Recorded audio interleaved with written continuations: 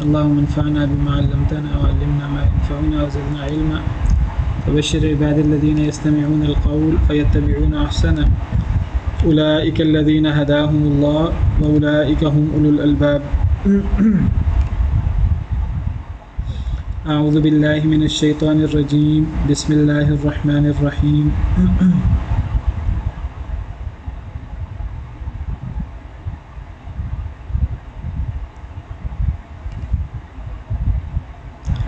والله أنزل من السماء ماء فأحيا به الأرض بعد موتها إن في ذلك لآية لقوم يسمعون.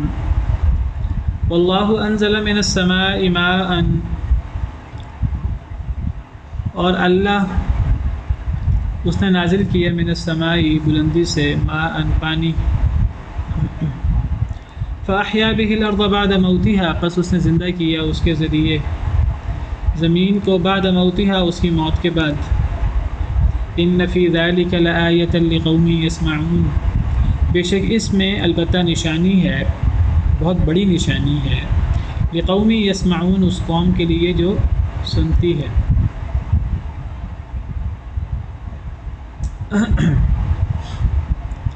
میں نے ذکر کیا تھا کہ یہ سورۃ کریمہ، اس سورت کے اندر، اس عظیم سورت کے اندر، اس مبارک سورت کے اندر اللہ تعالیٰ نے اپنے بڑے بڑے انعامات کا تذکرہ کیا ہے.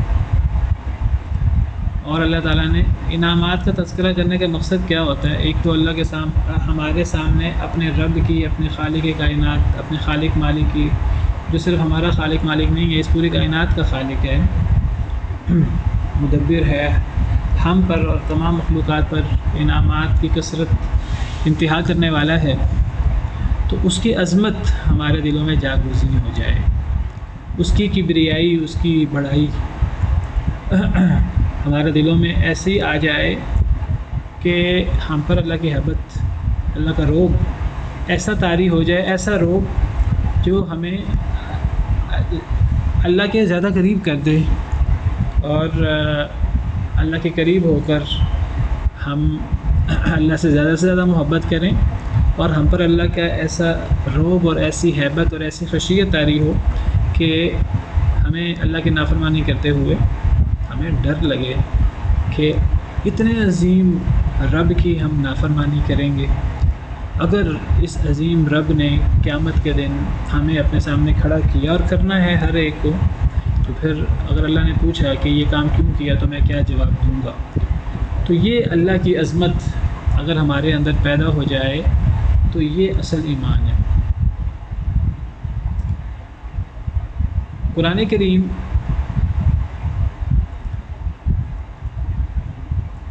کہ اگر ہم مطالعہ کریں تو ہمیں اندازہ ہوتا ہے قرآن کریم دو چیزوں پر فوکس کرتا ہے. یا تو وہ ہمیں اللہ کے بارے میں بتاتا ہے، اللہ کون ہے، اللہ کی عظمت، اللہ کی شان، اللہ کی بڑائی، اللہ کی کبریائی، اللہ کی توحید، اللہ کی جلالت، عظمت.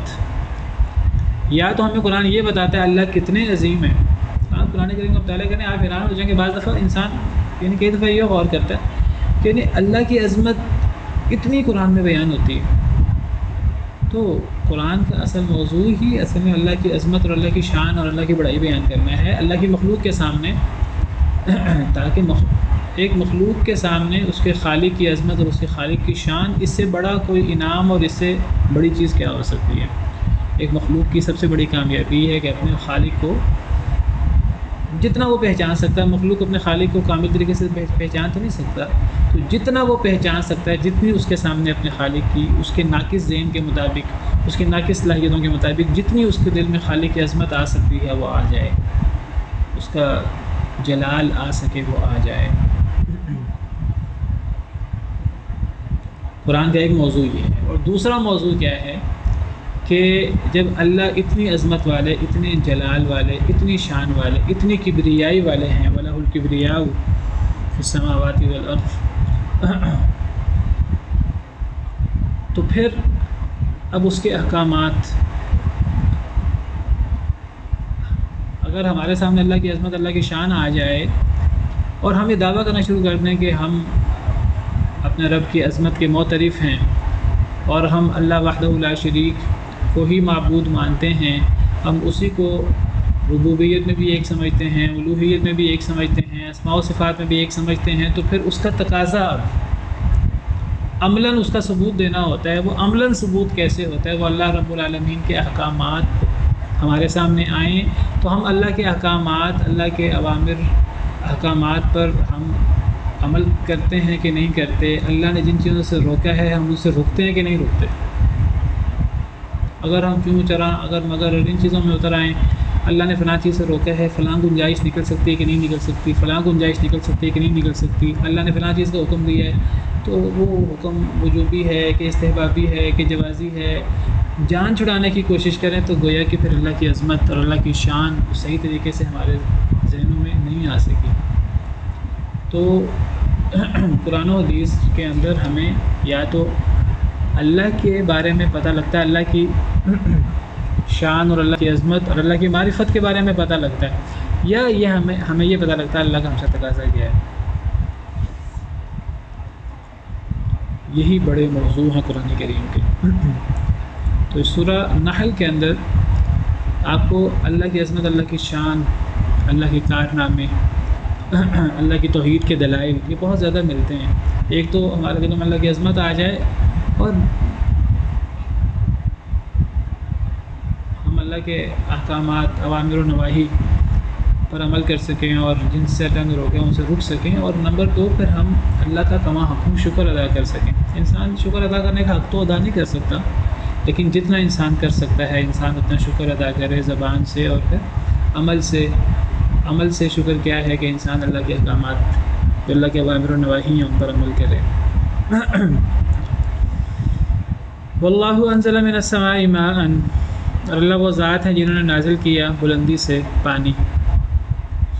تو اللہ کی بڑی بڑی نشانیوں میں سے، اللہ کی بڑی بڑی عظمتوں میں سے جو اللہ اپنی بڑی عظمتیں اور اپنی بڑی شان بیان کرتے ہیں قرآن کریم میں، اگر آپ غور کریں اللہ تعالیٰ آسمان و زمین کی تخلیق کا ذکر بڑی کثرت سے کرتا ہے کہ اللہ نے زمین و آسمان کو پیدا فرمایا، اور زمین و آسمان کی تخلیق یہ یعنی گویا کہ اللہ تعالیٰ اس کو بڑی ترین نشانیاں شمار کرتا ہے۔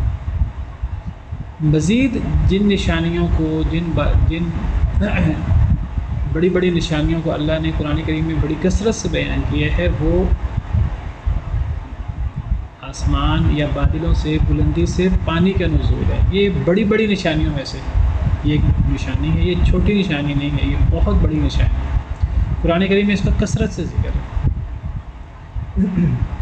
سورہ بقرہ میں دوسرے پارے کے شروع میں کو تیسرے پیج پہ اللہ تعالیٰ نے بڑی بڑی 7 نشانیاں بیان کی ہیں۔ وہ اصل میں بڑی بڑی جو نشانیاں ہیں نا 7، وہ اللہ نے وہاں وہ ذکر کی ہیں۔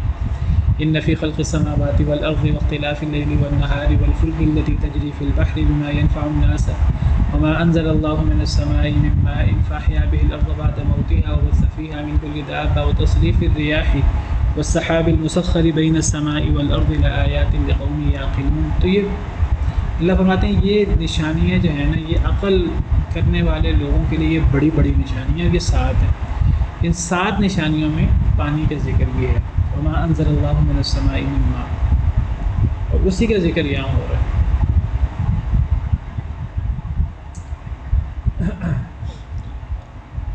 تو اللہ کی عظمت اور اللہ کی شان کے لیے یہی دلیل بہت بڑی ہے کہ اللہ نے بلندی سے پانی نازل کیا ہے۔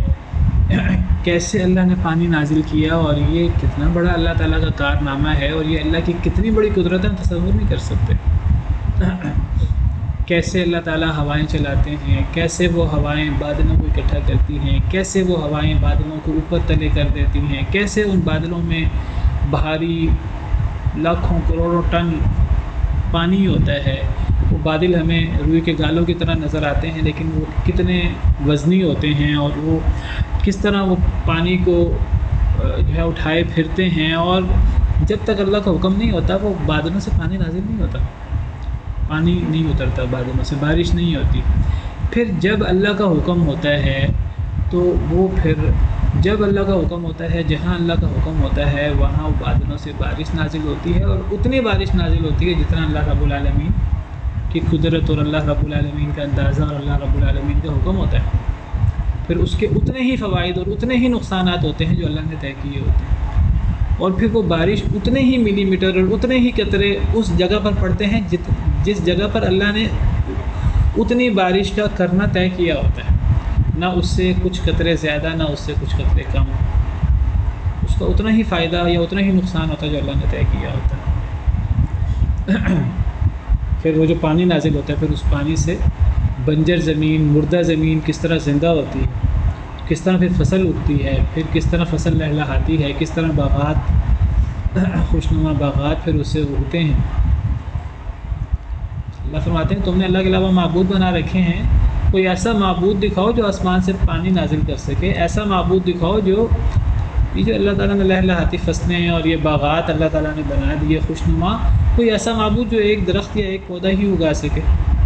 امن خلق السماوات والارض وانزل لكم من السماء ماء، کیا وہ ذات جس نے زمین و آسمان کو پیدا کیا ہے، پھر اس نے آسمان سے پانی اتارا ہے، فانبتنا به حدائق ذات بہجہ، پھر ہم نے خوشنما باغات نکالے اس پانی سے، اگائے۔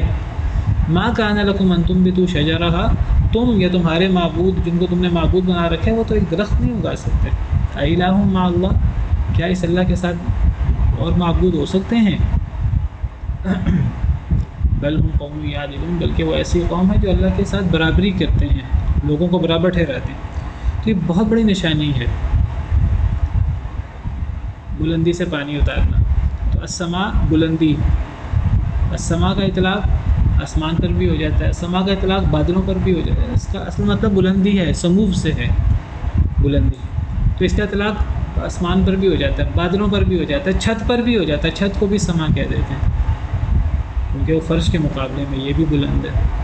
تو یہاں السماء سے مراد ہم بادل لیں گے کیونکہ بارش بادلوں سے ہوتی ہے۔ اللہ وہ ذات ہے جس نے بلندی سے یعنی بادلوں سے پانی نازل کیا، فاحیا، پھر اس نے زندہ کیا اس پانی کے ذریعے زمین کو، بعد موتها، اس کی موت کے بعد۔ جب یہ پانی بارش جب زمین پر پڑتی ہے تو یہ زمین لہلہا اٹھتی ہے، زمین زندہ ہو جاتی ہے۔ وَتَرَى الْأَرْضَ حَامِدَةً فَإِذَا أَنزَلْنَا عَلَيْهَا الْمَاءَ اهْتَزَّتْ وَرَبَتْ، آپ دیکھتے ہیں زمین کو کہ یہ خشک ہوتی ہے، بنجر ہوتی ہے، پھر جب ہم اس کے اوپر پانی نازل کرتے ہیں اہتزت، زمین کے اندر حرکت پیدا ہو جاتی ہے، وربت، پھر وہ پھول جاتی ہے زمین، فصل اور باغات کا لہلہانا وہ مراد ہے۔ وَأَنبَتَتْ مِن كُلِّ زَوْجٍ بَهِيجٍ، ہر قسم کا خوشنما پھر وہ پھل اور پھول اور باغات اگاتی ہے۔ بس اس نے زندہ کیا اس پانی کے ذریعے یہ زمین کو اس کی موت کے بعد۔ جو اللہ تعالیٰ زمین کو اس کی موت کے بعد پانی کے ذریعے زندہ کر سکتا ہے تو وہ اللہ تعالیٰ انسان کو بھی مرنے کے بعد دوبارہ زندہ کر سکتا ہے۔ مشرکین مکہ کہتے تھے کہ مرنے کے بعد کیسے زندگی ہوگی، تو اللہ نے بہت سارے دلائل جو دیے ہیں ان میں سے ایک دلیل یہ بھی ہے، اور بھی بہت سارے دلائل اللہ نے دیے۔ آپ دیکھیں گے کہ تو یہاں بارش کو بہت بڑی نشانی قرار دی، اور اللہ فرماتے ہیں ان فی ذلک لآیۃ لقوم یسمعون، بے شک اس میں البتہ نشانی ہے بہت بڑی اس قوم کے لیے جو سنتی ہے، سننے والی قوم کے لیے یہ بہت بڑی نشانی ہے۔ یہاں سننے سے کیا مراد ہے اس آیت کریمہ میں؟ سننا دو طرح کا ہوتا ہے، ایک سننا، دیکھیے اللہ نے ہمیں کان دیے ہیں، تو اگر ہم ان کانوں کو صحیح استعمال میں لائیں، قرآن کریم سنیں، داعی حضرات ان کی پکار، ان کی ان کی دعوت جو اللہ کی طرف بلاتے ہیں وہ سنیں۔ نبی کریم صلی اللہ علیہ وسلم کے دور میں مشرکین تھے تو نبی کریم صلی اللہ علیہ وسلم مشرکین کو دعوت دیا کرتے تھے، صحابہ کرام دعوت دیا کرتے تھے، داعی حضرات جو نبی کریم صلی اللہ علیہ وسلم کے وارث ہیں وہ لوگوں کو دعوت دیتے ہیں، جن کو دعوت دی جائے۔ اب جو لوگ اس دعوت کو سنتے ہیں اور اس طرح سنتے ہیں کہ پھر وہ اس کو قبول کرتے ہیں، اپنا سر جھکا لیتے ہیں، اللہ کی بات سنتے ہیں، نبی کی بات سنتے ہیں، اس پہ غور کرتے ہیں، سر جھکا لیتے ہیں، سمعنا واطعنا کہتے ہیں، پھر اس کے مطابق تدبر کرتے ہیں، پھر اس پر عمل کرتے ہیں۔ ایک تو یہ لوگ ہیں جو سنتے ہیں، اچھا، ایک وہ لوگ بھی ہیں جو کانوں سے ایک جیسے کہتے ہیں ایک کان سے سنا دوسرے کان سے نکال دیا۔ اللہ نے کان تو دیے ہیں، وہ کان سے سنتے تو ہیں، لیکن وہ سن کر آگے ناراضگی کا اظہار کرتے ہیں، آگے مذاق اڑاتے ہیں، آگے سمعنا و عصینا کہہ دیتے ہیں، ہم نے سنا اور ہم نہیں مانتے۔ بدبخت یہودی کہتے تھے سمعنا و عصینا، اب سنتے تو یہ بھی ہیں، سنتے تو ہیں لیکن سن کر آگے سے مشتعل ہو جاتے ہیں، آگے سے ناراضگی کا اظہار شروع کر دیتے ہیں، آگے سے گالیاں نکالنا شروع کر دیتے ہیں، آگے سے جدال بالباطل کرنا شروع کر دیتے ہیں، آگے سے گالیاں اور تشدد اور جسمانی طور پر بھی تکلیفیں پہنچانا شروع کر دیتے ہیں، سازشیں کرنا شروع کر دیتے ہیں، قتل کی، تکلیفیں دینے کی۔ تو ایسے لوگ بھی ہیں۔ اب سنتے تو یہ بھی ہیں۔ تو یہاں سننے سے مراد کون سا سننا ہے؟ یہاں سننے سے مراد وہ سننا ہے کہ جو نفع بخش سننا ہو۔ جب انسان سنے قرآن کی بات، اللہ رسول کی بات، اللہ کی طرف بلانے والے کی بات، تو انسان اس کو اس انداز سے سنے کہ انسان سر جھکا لے اور انسان اس پہ تدبر کرے، انسان اس پر ایمان لے آئے، انسان اس پر غور کرے، اس کے مطابق عمل کرے۔ یہاں وہ سننا مراد ہے۔ یہاں وہ سننا مراد نہیں ہے جو انسان اکڑ کے سن رہا ہوتا ہے اور انکار کر رہا ہوتا ہے۔ وہ سننا، اس کو تو اللہ تعالیٰ کہتے ہیں ویسے میں سننا ہے ہی نہیں۔ کہنے کو وہ اللہ نے کان دیے ہیں، وہ کانوں سے سن رہے ہیں، لیکن وہ سن نہیں رہے۔ اس کو اللہ تعالیٰ قرآن کریم میں کئی جگہ پر فرماتے ہیں صم بکم عمی فہم لا یعقلون یا فہم لا یرجعون، دونوں قسم کی آیات ہیں۔ وہ بہرے ہیں، گونگے ہیں، اندھے ہیں، وہ لوٹتے نہیں ہیں اللہ کی طرف، یا وہ عقل نہیں کرتے۔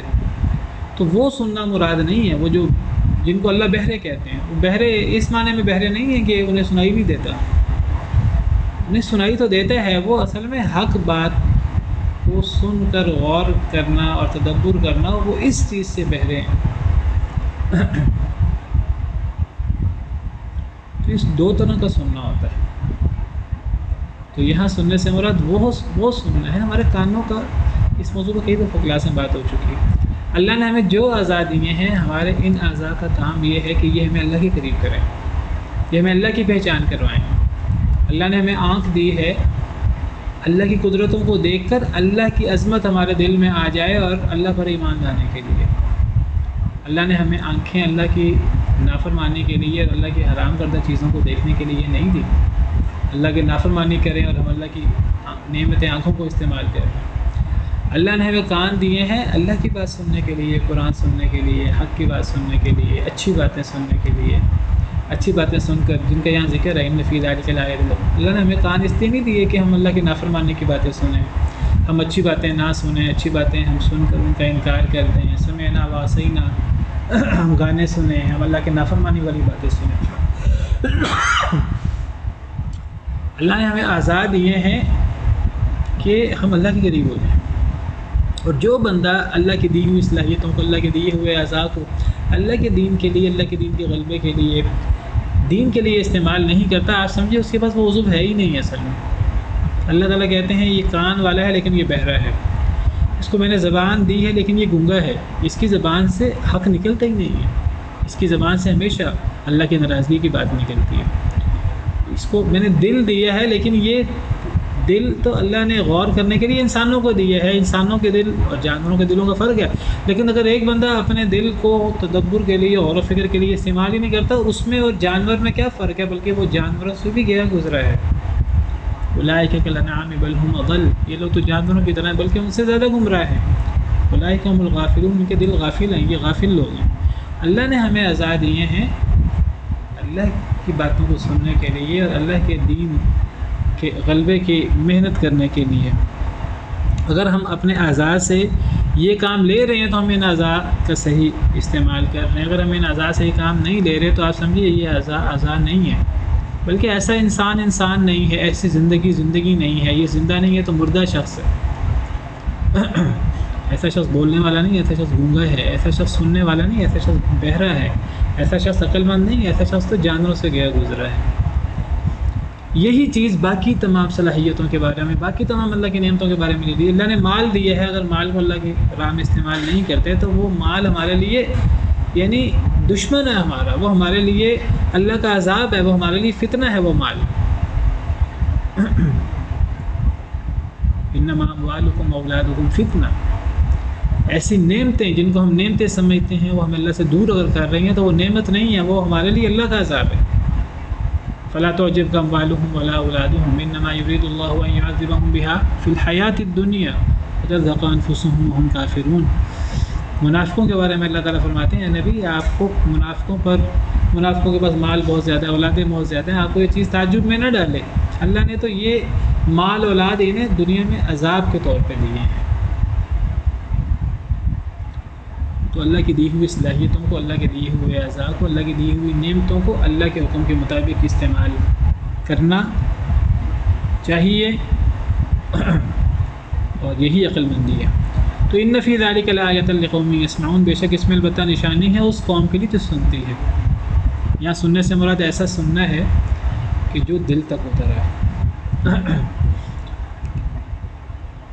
وَإِنَّ لَكَ، اور جب بھی ایک بندہ قرآن کریم کو غور سے پڑھے گا، یہ سوچ کر کہ میں قرآن کریم کو پڑھتا ہوں، اگر حق ہوا تو میں قبول کر لوں گا، تو اس کو ضرور ہدایت ملتی ہے ایسے شخص کو۔ اصل میں ہدایت اس شخص کو نہیں ملتی قرآن سے جو قرآن کریم کو یا دین کا مطالعہ اعتراض کرنے کے لیے کرتا، اس کو کبھی ہدایت نہیں ملتی۔ جو بندہ بھی ہدایت حاصل کرنے کے لیے اس طور پر قرآن و حدیث کا مطالعہ کرنے کی کوشش کرے، دین کا مطالعہ کرنے کی کوشش کرے کہ اگر حق ہوا تو میں مان لوں گا، اور سچے دل سے ارادہ کرے کہ میں نیوٹرل ہو کر قرآن پڑھتا ہوں، سنت نبی صلی اللہ علیہ وسلم کی سیرت پڑھتا ہوں، تو اس کو لازماً اللہ کی طرف سے ہدایت ملے گی انشاءاللہ۔ وَإِنَّ لَكُمْ فِي الْأَنْعَامِ لَعِبْرَةً، اور بے شک تمہارے لیے جانوروں میں البتہ عبرت ہے، بہت بڑی نصیحت ہے۔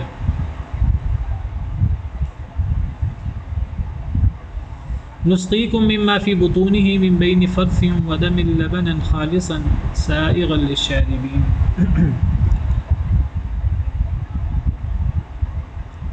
ہم پلاتے ہیں تمہیں مما فی بطونه، اس سے جو ان کے پیٹوں میں ہے، من بین فرث ودم، گوبر اور خون کے درمیان سے، لبنا خالصا، دودھ خالص، سائغا للشاربین، بہت لذیذ پینے والوں کے لیے۔ تو اللہ تعالیٰ اپنی بہت بڑی نعمت بیان کر رہے ہیں جانور۔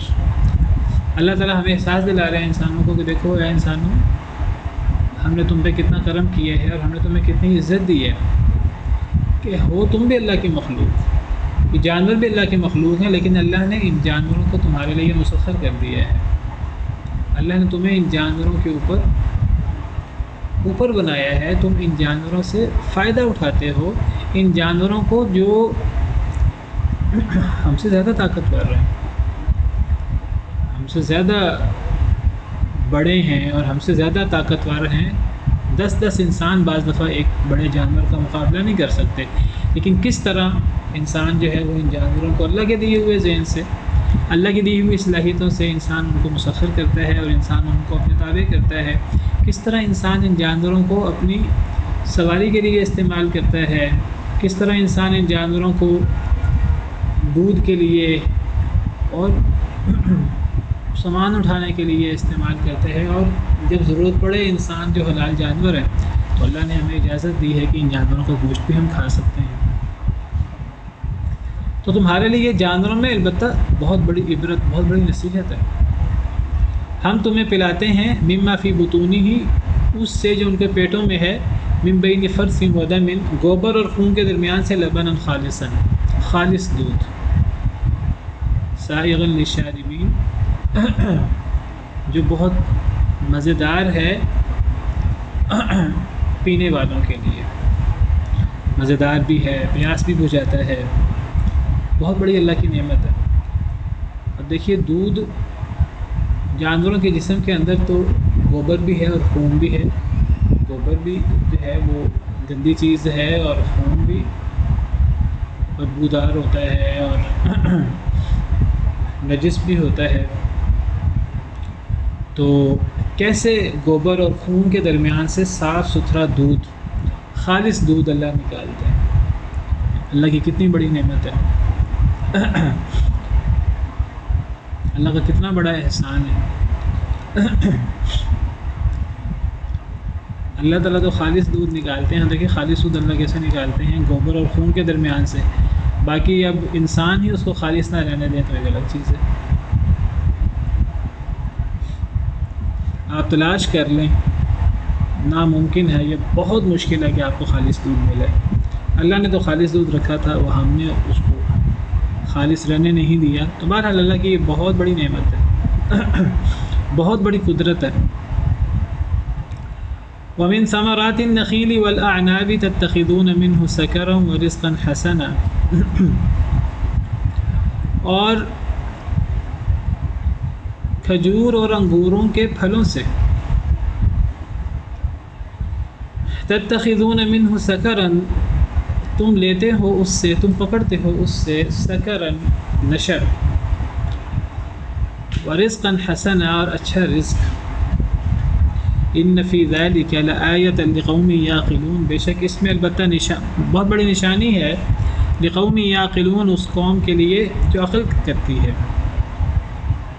اللہ تعالیٰ اپنی بڑی بڑی نشانیاں، سورہ نحل کا خاص موضوع ہے، اللہ کی بڑی بڑی عظمتیں، بڑی بڑی نشانیاں، بڑے بڑے انعامات جو اللہ نے ہم پر کیے ہیں۔ تو ان انعامات میں سے جس طرح پیچھے اللہ نے فرمایا کہ جانور اور جانوروں کا دودھ، تو یہاں اللہ فرما رہے ہیں کہ دیکھو یہ جو باغات ہیں انگوروں کے اور کھجوروں کے، عرب علاقے میں کھجور اور انگور خاص طور پہ سعودی عرب وغیرہ میں وہاں جو قرآن کریم کے اولین مخاطب ہیں وہ لوگ، تو وہاں سب سے زیادہ کھجوریں اور انگور ہوتے تھے، ان کے باغات ہوتے تھے، چونکہ کثرت سے ہوتے تھے اس لیے قرآن کریم میں ان کا زیادہ ذکر ہے۔ تو کھجوروں اور انگوروں کے پھلوں سے، تتخذون منہ، تم لیتے ہو اس سے، سکرن نشہ، سکر کہتے ہیں نشے والی چیز۔ اس زمانے میں وہ لوگ کھجوروں سے بھی شراب بنا لیتے تھے اور انگوروں سے بھی شراب بنا لیتے تھے، تو تم اس سے نشہ بھی لیتے ہو، ورزقا حسنا، اور تم اچھا رزق بھی لیتے ہو۔ اللہ نے احسان کے طور پہ ذکر کیا ہے، تو رزق حسن تو سمجھ آتی کہ رزق حسن سے مراد کھجوروں کو ایک پھل کے طور پر انسان کھا لے، یا ان کا جوس بنا کر انسان پی لے، کھجوریں ہوں یا انگور ہوں، ان کو پھلوں کے طور پر کھانا، خشک کر کے کھا لینا، یا ان کو کھجور میں بھی رطب کھجور ہوتی ہے اور انگوروں میں بھی رس بھرے انگور ہوتے ہیں، اور یہ خشک بھی ہوتے ہیں، چھوارے بھی اور منقع بھی، اور پھر ان سے جوس وغیرہ بھی نکالا جاتا ہے، اور وہ یہ رزق حسن ہے۔ تو تم کھجوروں اور انگوروں کے پھلوں سے نشہ بھی حاصل کرتے ہو اور رزق حسن بھی حاصل کرتے ہو۔ اللہ یہاں اپنے انعامات بیان کر رہے ہیں، تو انعامات کے اندر اللہ نے نشہ کا ذکر کیا ہے، سکر کا ذکر کیا ہے، تو کیا سکر بھی اللہ کا انعام ہے؟ سکر سے مراد نشہ، تو نشہ تو یہ شراب وغیرہ کی صورت میں ہو سکتا ہے۔ مفسرین کا کہنا یہ ہے کہ یہ مکی صورت ہے، اور یہ تب کی صورت ہے جب اللہ تعالیٰ نے کبھی شراب کو حرام نہیں کیا تھا۔ آپ کو پتہ ہے اللہ تعالیٰ نے شراب، یعنی اصل مکہ میں اللہ تعالیٰ نے زیادہ تر عقیدہ سے متعلق آیات نازل کیں، ایمان مضبوط کرنے سے متعلق آیات نازل کیں، اللہ کے ساتھ تعلق مضبوط ہو جائے، جنت جہنم، وعد وعید، اس کے متعلق آیات زیادہ تھی، تفصیلی احکامات کم تھے۔ جب تربیت ہو گئی مکہ مکرمہ میں اور مدینہ کے ابتدائی دور میں، پھر تفصیلی احکامات نازل ہوئے۔ جب تفصیلی احکامات نازل ہوئے تو صحابہ کرام نے ایک لمحے میں ان چیزوں کو چھوڑ دیا۔ جب شراب حرام کی گئی کئی مرحلوں کے بعد، تو جب شراب کی حرمت کا حکم نازل ہوا، وہ صحابہ جو شراب پی رہے تھے، تو مدینہ کی گلیوں میں شراب جو ہے وہ ایسے بہنے لگی جیسے یعنی پانی بہتا ہے سیلاب کے اندر۔ تو گویا کہ یہ مکی دور کی آیات ہیں، ابھی نشہ حرام نہیں ہوا تھا۔ تو چونکہ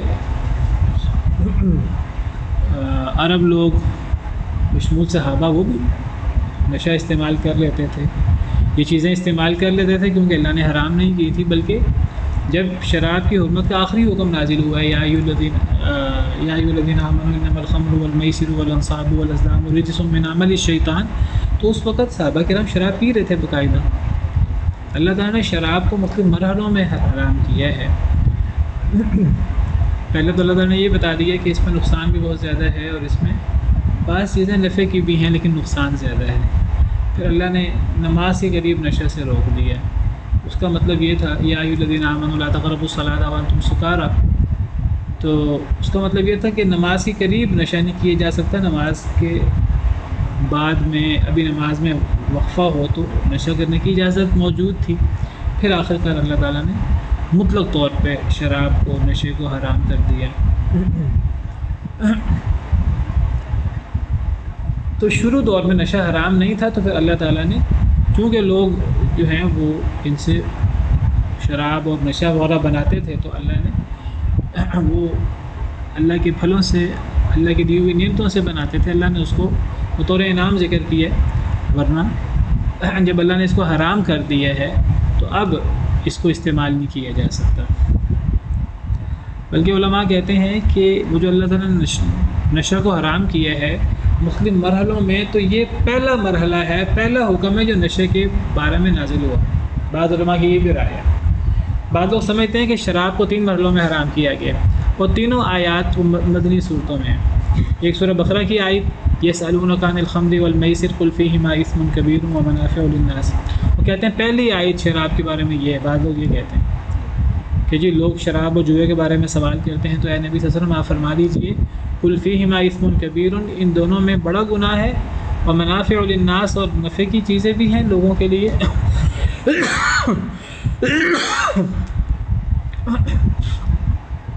واسمہما اکبر من نفعہما، ان دونوں کا گناہ ان کے نفع سے زیادہ ہے۔ تو یہ بعض علماء کی رائے یہ ہے کہ یہ پہلا حکم تھا۔ وہ کہتے ہیں دوسرا حکم جو ہے وہ نماز کے قریب نشے کو حرام کیا گیا۔ سورہ نساء کی آیت ہے یا ایھا الذین آمنوا لا تقربوا الصلاۃ وانتم سکارى حتی تعلموا ما تقولون، اے ایمان والو نماز کے قریب نہ جاؤ اس حال میں کہ تم نشے کی حالت میں ہو، حتیٰ کہ تمہیں علم ہو جائے تم کیا کہہ رہے ہو۔ یعنی جب تم نشے میں ہو اس وقت نماز کے قریب نہیں جا سکتے، یعنی نماز کے قریب نشہ نہیں کر سکتے۔ جب نشہ کیا جاتا ہے تو کچھ دیر کے لیے نشہ ہوتا ہے، بعد میں وہ نشہ ختم ہو جاتا ہے۔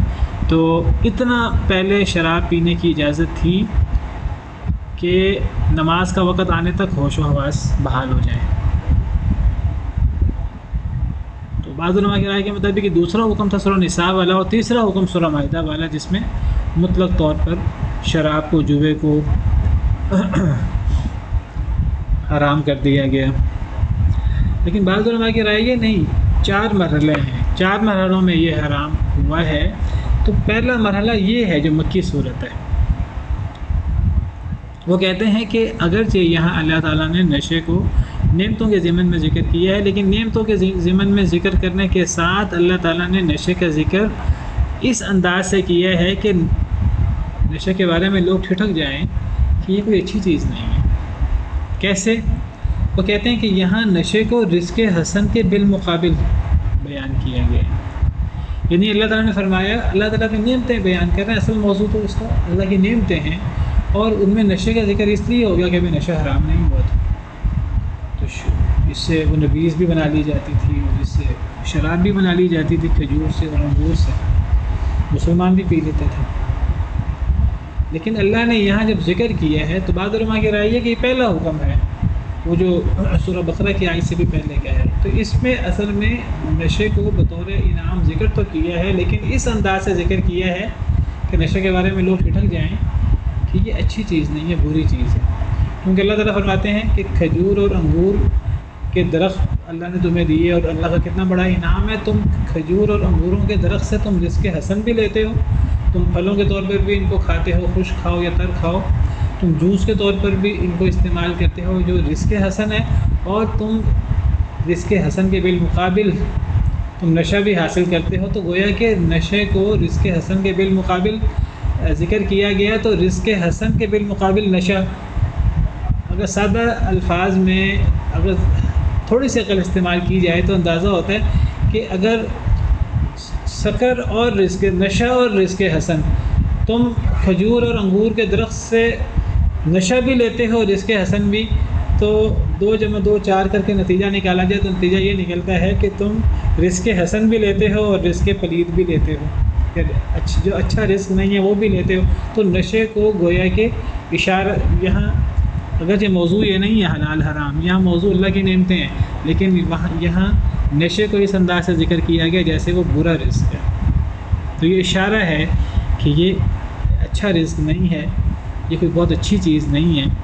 تو بعض علماء کہتے ہیں کہ یہ پہلا حکم ہے جس میں شراب کی مذمت ہوئی، نشے کی مذمت ہوئی، پھر دوسرا حکم سورہ بقرہ والا، پھر تیسرا سورہ آل عمران والا، اور پھر چوتھا سورہ مائدہ، سورہ نساء والا تیسرا، چوتھا سورہ مائدہ والا۔ ان فی ذلک لآیۃ لقوم یعقلون، بے شک اس میں البتہ نشانی ہے اس قوم کے لیے جو عقل کرتی ہے۔